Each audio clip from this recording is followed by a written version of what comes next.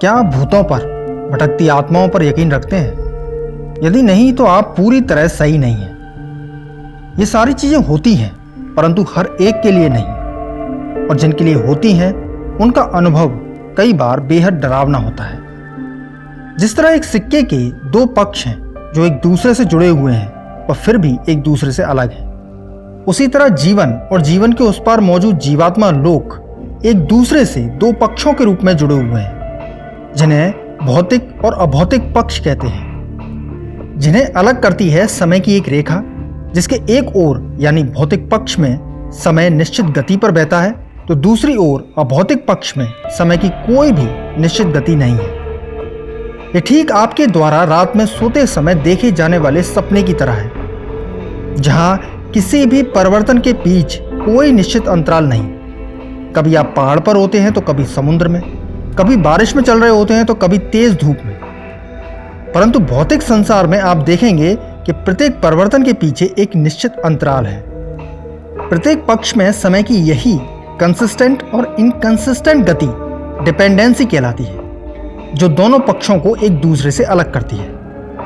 कोई भी परिणाम यदि एक पक्ष में है तो बिना उस पक्ष की डिपेंडेंसी को छोड़े दूसरे पक्ष में नहीं जा सकता। जैसे आप कभी भी जीते जी दूसरे पक्ष आत्माओं के लोक में नहीं जा सकते, उसी तरह कोई जीवात्मा बिना शरीर भौतिक पक्ष में नहीं आ सकती। लेकिन कभी कभी समय का यह नियम इतना कमजोर पड़ जाता है जिससे किसी के लिए ये दो पक्ष एक होने लगते हैं, और तब उसे अनजानी आहट या किसी के ना होते हुए भी किसी के होने का एहसास होता है, और इसकी शुरुआत होती है डरावने सपनों से। यदि आपके साथ भी ऐसा हो रहा है तो यकीन मानिए यह बिल्कुल भी सही नहीं है। समय के बंटवारे का इस तरह कमजोर होने के पीछे का क्या कारण होते हैं और किस तरह बिना किसी टोने टोट के अंधविश्वास या कठोर नियमों को पालन किए बिना आप इसे ठीक कैसे कर सकते हैं, चलिए जानते हैं।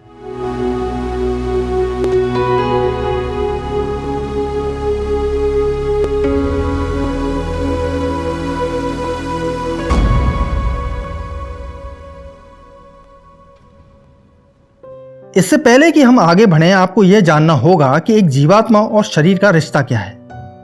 बहुत से धर्मगुरु इस विषय पर अपने अपने अनुसार रोशनी डालते हैं, लेकिन हमारी थ्योरी इस विषय पर एक अलग तरह से प्रकाश डालती है, जिसे संक्षेप में समझने के लिए आप मिट्टी के ढेर के ऊपर बने मिट्टी के एक डेले की कल्पना करें।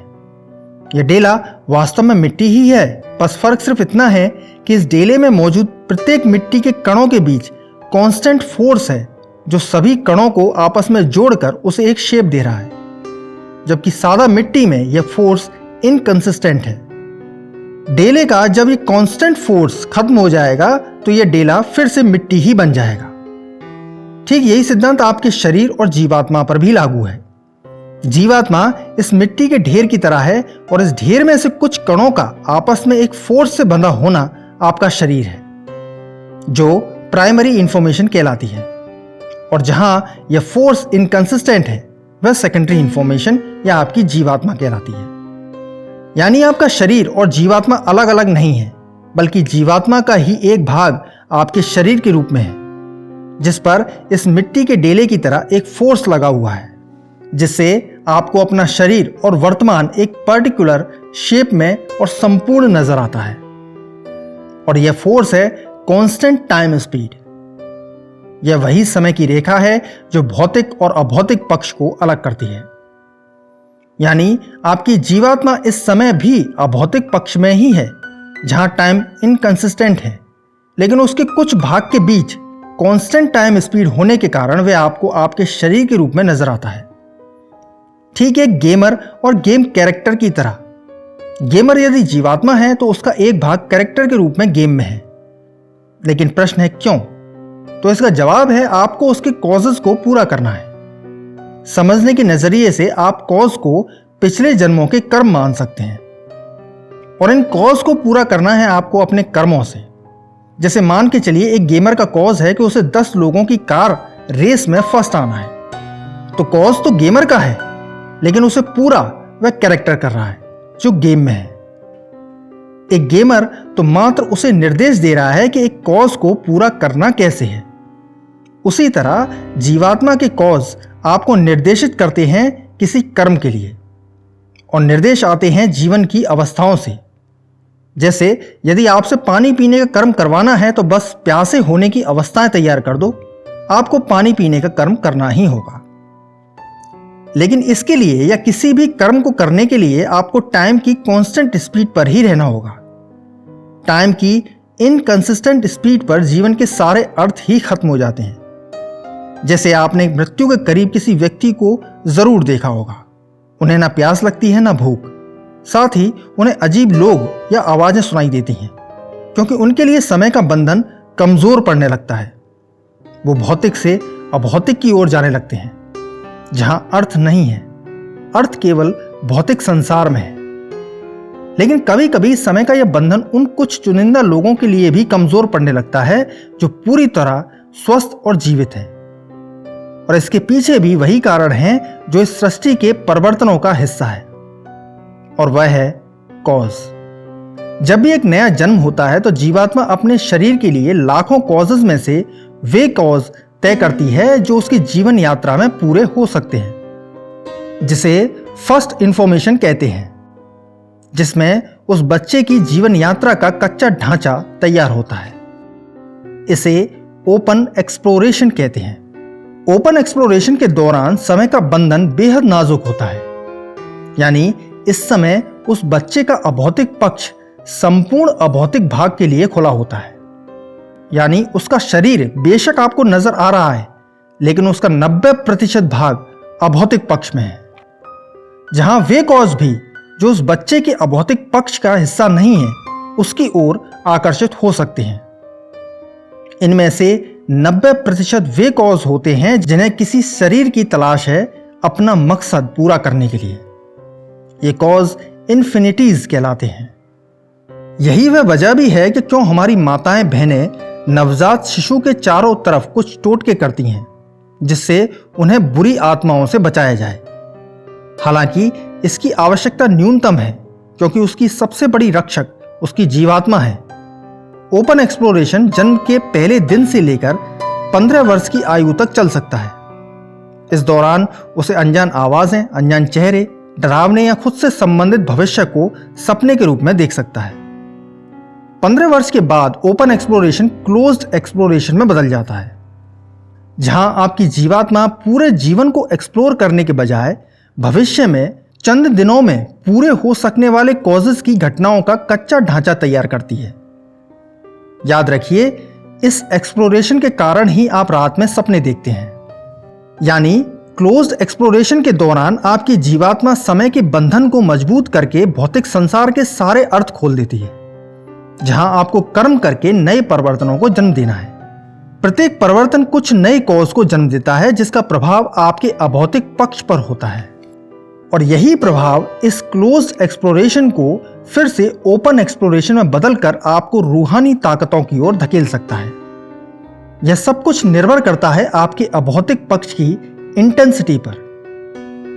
याद रखिए, आप एक सब्जेक्ट हैं जिसे किसी दूसरे का कार्य पूरा करना है, और जैसा कुदरत का नियम है कि ताकतवर कमजोर का उपभोग कर उस पर राज करता है, उसी तरह आपके जन्म के साथ आए कॉज या आपकी सेकेंडरी इंफॉर्मेशन की इंटेंसिटी यानी तीव्रता तय करती है कि किस पर वह राज करेगी और कौन उस पर। इसी इंटेंसिटी के आधार पर आपको जीवन में कभी हार मिलती है तो कभी जीत। तो यदि कोई सेकेंडरी इंफॉर्मेशन अपने सब्जेक्ट से वो सभी कॉज पूरा करवा ले जो उसकी फर्स्ट इंफॉर्मेशन का हिस्सा थे, तो उसकी जीत है। लेकिन इन कॉज को पूरा होने को आप अच्छे या बुरे कर्मों से न जोड़ें। अच्छाई और बुराई केवल भौतिक संसार में आपके इमोशंस से जुड़ी है, एक कॉज से नहीं। एक कॉज को तो मात्र पूरा होना है, उसे अच्छाई या बुराई से कोई मतलब नहीं। और यदि कॉज से जन्मे प्रभाव बीच में ही किसी फर्स्ट इंफॉर्मेशन को मैनिपुलेट कर अपने सब्जेक्ट को किसी और का सब्जेक्ट बना दे, तो उसकी हार है। यहां किसी और का सब्जेक्ट बना देने से मतलब इन्फिनिटीज से है, जो किसी सेकेंडरी इंफॉर्मेशन के मौजूदा कॉजेस से खुद को जोड़कर उसके सब्जेक्ट से खुद का मकसद पूरा कराती है। ऐसी इन्फिनिटीज आपके चारों ओर मौजूद हैं, जिनके मकसद बहुत छोटे से लेकर बहुत बड़े तक होते हैं। जिसमें से एक है सब्जेक्ट के समय के बंधन को तोड़ के उसके साथ यानी उसके अभौतिक पक्ष के साथ भौतिक पक्ष से आजाद होना। ऐसी इन्फिनिटीज दीमक की तरह किसी सब्जेक्ट के अभौतिक पक्ष को कमजोर करने लगती हैं, जिसके साथ ही किसी भी सब्जेक्ट के जीवन में नए बदलाव होने लगते हैं, जिसकी शुरुआत होती है डरावने सपनों से, जैसे सीढ़ियों से गिरना, अंधकार देखना, किसी जानवर के द्वारा पीछा किए जाना, जो कि अंत में रूहों के बेहद डरावने सपनों में भी बदल सकते हैं। जैसे जैसे सब्जेक्ट का अभौतिक पक्ष कमजोर होता जाता है, वैसे वैसे ही उसके लिए समय का बंधन कमजोर होने लगता है, जिससे उसका भौतिक पक्ष अभौतिक पक्ष से एक होने लगता है। और क्योंकि उसका अभौतिक पक्ष रूहानी ताकतों से जुड़ा है, तो उसे उसी से संबंधित अनजान चेहरे, आवाजें, चौंकाने वाले दृश्य नजर आते हैं। हम में से अधिकतर लोग पूरे जीवन काल के 90% भाग में ऐसा अनुभव कभी नहीं करते, लेकिन जो करते हैं उनके लिए यह अनुभव मानसिक और शारीरिक रूप से बेहद कष्टदायक होता है। हालांकि ऐसी शक्तिशाली इन्फिनिटीज को खुद की ओर आकर्षित करने के लिए आपके कर्म ही जिम्मेदार होते हैं, और कर्म आपके जन्म के साथ आए कॉजेस के साथ बंधे हैं। तो यहां आप ज्यादा कुछ नहीं कर सकते। लेकिन यदि आपके साथ ऐसा कुछ हो रहा है, तो याद रखिए एक शक्ति है जो केवल सब्जेक्ट के पास है, यानी आपके पास है, और यह शक्ति है उम्मीद की, जो आपकी भावनाओं से जुड़ी है। जब भी जीवन में हार या कष्ट मिलते हैं, तब भी एक छोटी सी उम्मीद हमेशा कायम रहती है कि सब ठीक हो जाएगा। यही उम्मीद ईश्वर कहलाती है। जरा सोचिए, जब आपके इमोशंस आपके शरीर के ऊर्जा तंत्र, जिन्हें चक्रा कहते हैं, को जागृत कर सकती है, तो आपके लिए समय के बंधन को फिर से मजबूत नहीं कर सकती। आपके इमोशन से जुड़ी उम्मीद वास्तव में आपके अनुसार चाहा गया वर्तमान का सही प्रारूप या स्ट्रक्चर है।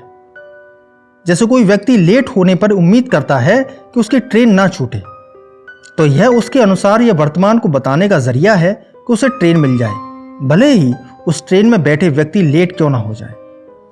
और चमत्कारिक रूप से कभी कभी वैसा ही हो जाता है जैसा आपने चाहा है। आपके इमोशंस दरअसल वह सकारात्मक ऊर्जा का प्रवाह है जो आपके अभौतिक पक्ष में कर्मों के प्रभाव को आपके वर्तमान के अनुसार सही करता है। इसे सेल्फिश फ्लो कहते हैं। आप दुनिया का कोई भी कर्म ले लें, चाहे वो ईश्वर से की गई फरियाद हो या रात को सोते वक्त किसी व्यक्ति के बारे में चिंतन हो, आप इसी फ्लो को इनिशियलाइज करते हैं अपनी इच्छा को पूरा करने के लिए। और यही वह जरिया है जिससे आप डरावने सपनों या भूत प्रेत जैसी घटनाओं के कमजोर होते समय के बंधन को फिर से मजबूत कर सकते हैं।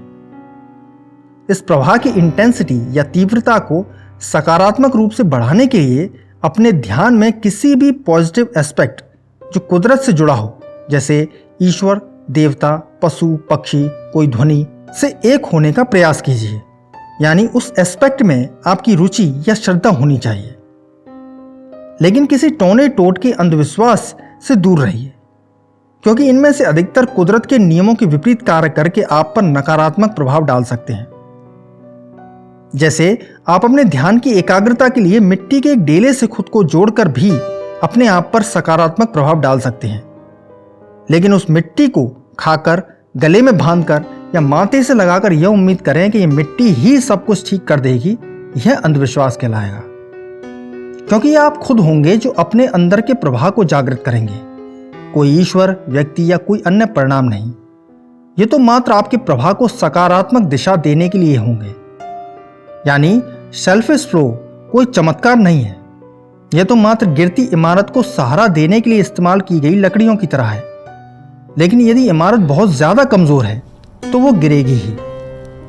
उसी तरह यदि कोई शक्ति, इन्फिनिटीज या कोई भौतिक पक्ष किसी समय पर बहुत ज्यादा ताकतवर है, तो उस समय वही शक्ति ही जीतेगी, जिसे टाला नहीं जा सकता। यदि आपका कोई प्रश्न है तो आप हमसे व्हाट्सएप के जरिए जुड़ सकते हैं।